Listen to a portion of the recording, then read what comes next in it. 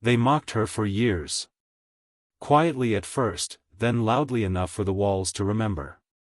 In every hallway she walked through, the whispers trailed a half-step behind, like static that never faded. The new recruits called her the ghost in uniform, the one who never smiled, never spoke unless it was protocol. They said she was too cold to be human, too sharp to be kind, too disciplined to feel. Lieutenant Mara Vale never corrected them. She didn't need to. Every base has its myths, and hers began the day she walked through the gates with a scar that looked older than her file said she was. They thought it was decoration, proof of a bad drill or a training accident. What no one knew was that the scar wasn't from training.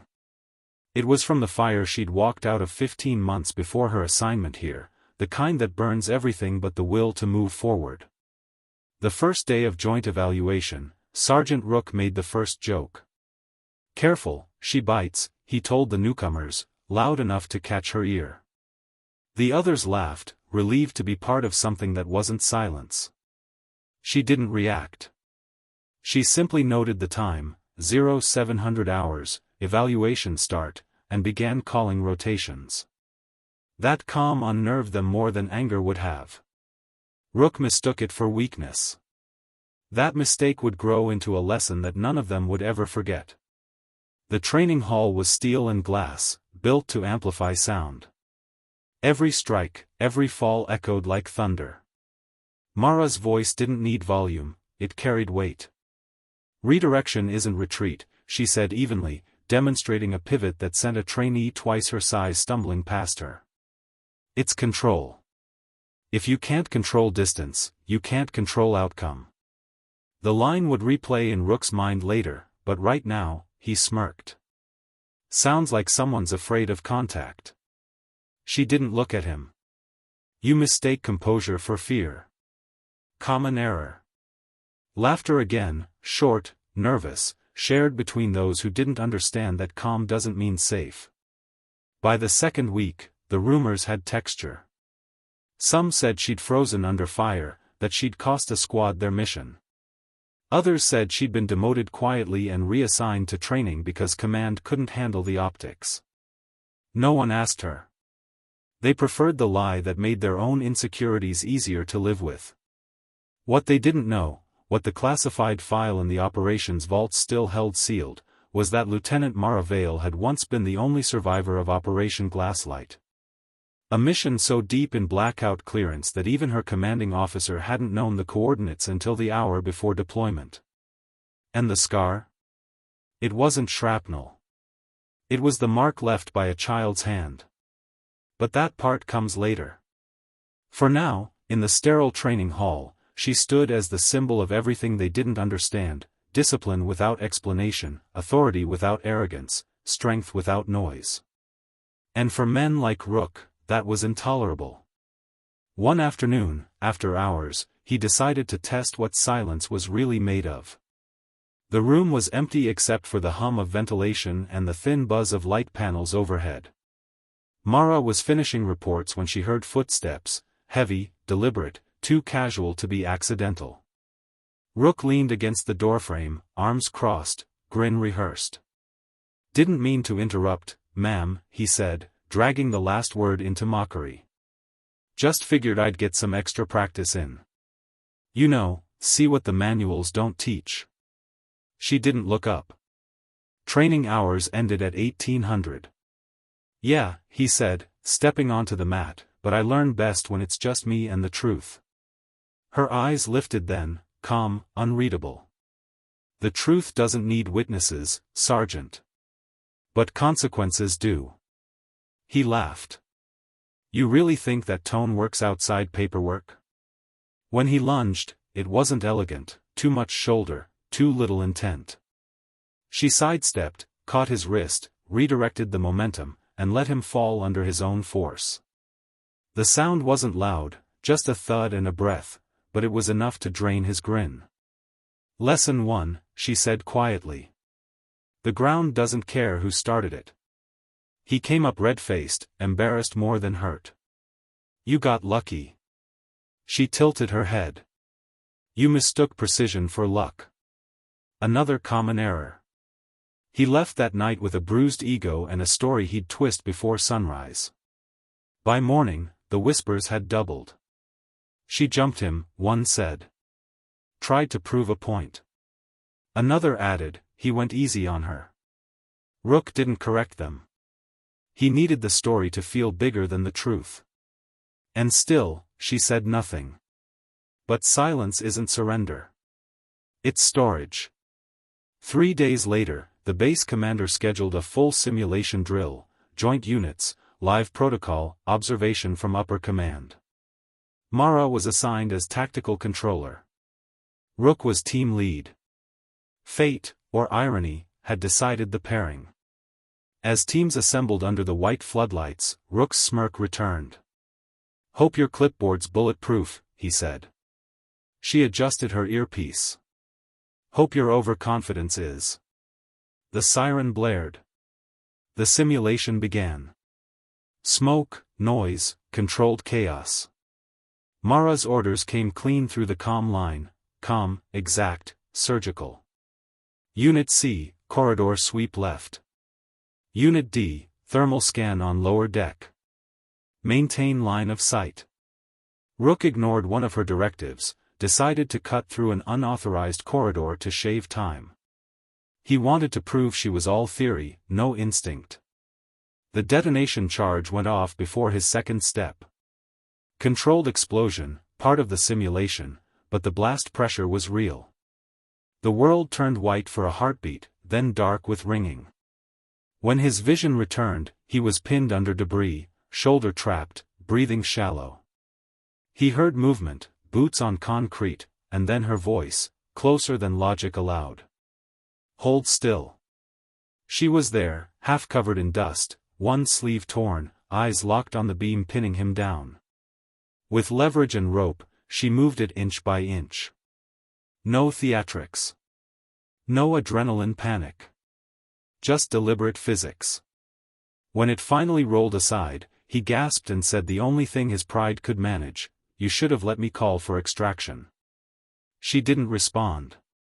She just pressed a sensor to his chest to check vitals and keyed into command. Sergeant Rook recovered. Structural breach contained. Proceeding with Phase 2. Later, when the medics arrived, she walked away before he could speak again. But in the control room above, Commander Holt had seen everything. The report that followed used words like restraint, tactical control, zero deviation under duress. It was the kind of language that rewrites reputations. By evening, the tone in the mess hall had shifted. The same voices that once mocked her now whispered questions they were afraid to finish. Why didn't she leave him? How did she get there so fast? Who told her the alternate route? None of them knew that she hadn't needed a route. She'd memorized the entire base layout weeks ago, every corridor, every structural weak point, every ventilation path. Discipline wasn't her defense mechanism. It was her weapon. And for the first time, Rook saw what the rest were too blind to see. Her calm wasn't detachment.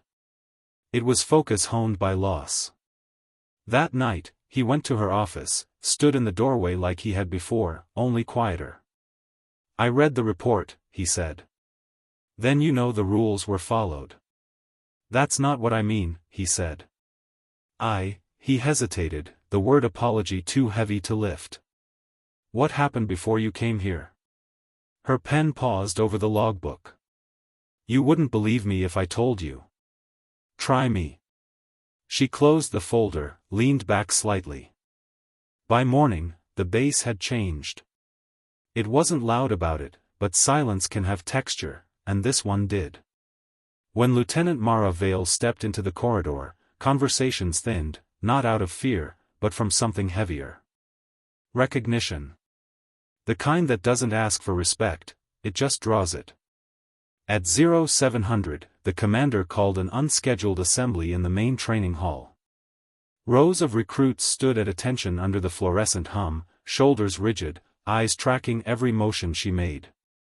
On the far side, Sergeant Rook waited, his arms still bandaged from the blast drill, jaw set tight. Commander Holt's voice echoed from the podium.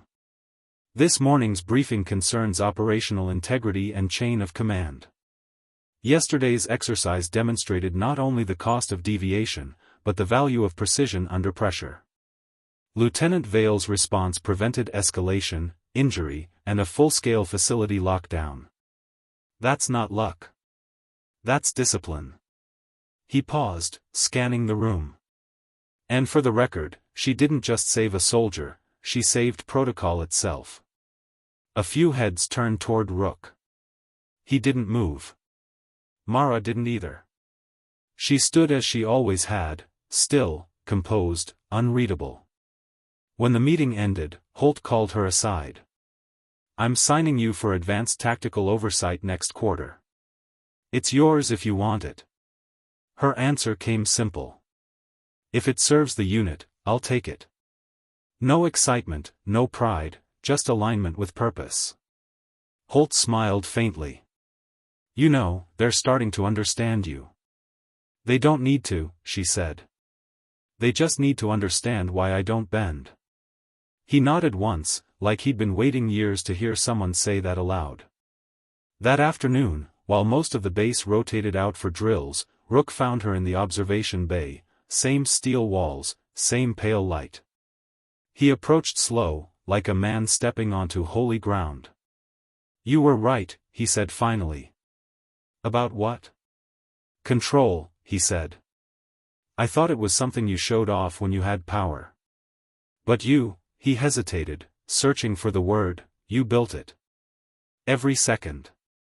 Even when no one was watching." Mara turned from the window. "Control isn't about power, Sergeant. It's about choice. You can't control what hits you. Only what you hit back with." He let out a quiet breath, the kind that comes with truth accepted. "I told everyone you were cold. But I think you're just done being understood."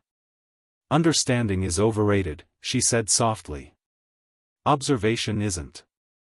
They stood in silence a moment longer before she added, "You'll lead again soon. Try not to confuse noise for presence." He almost smiled.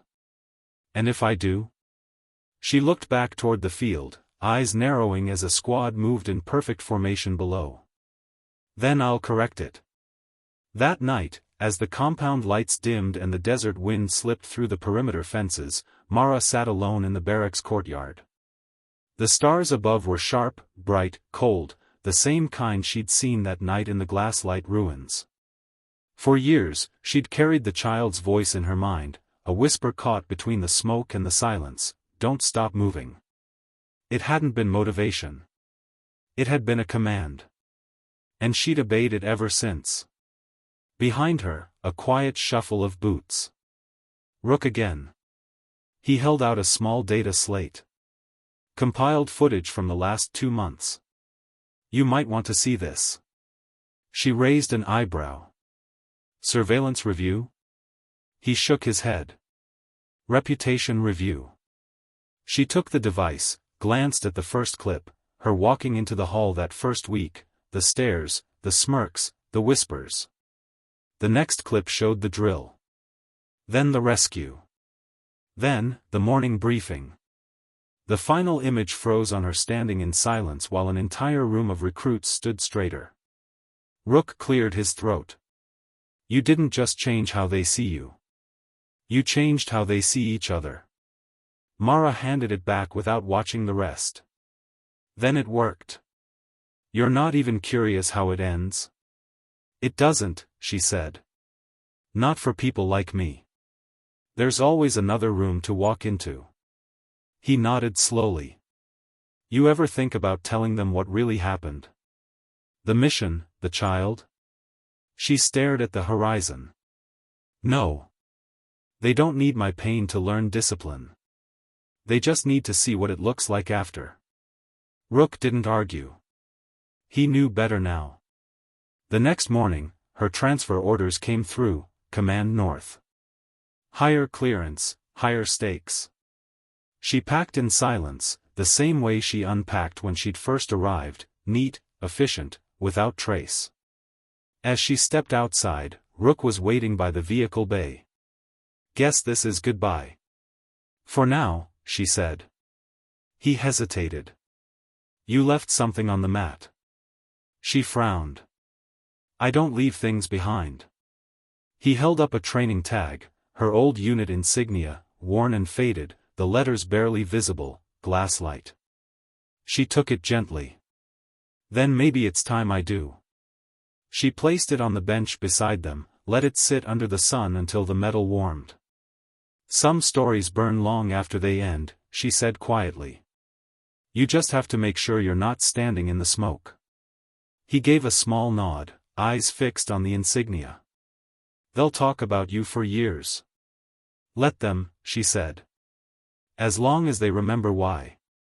As the transport doors closed behind her, the compound felt different.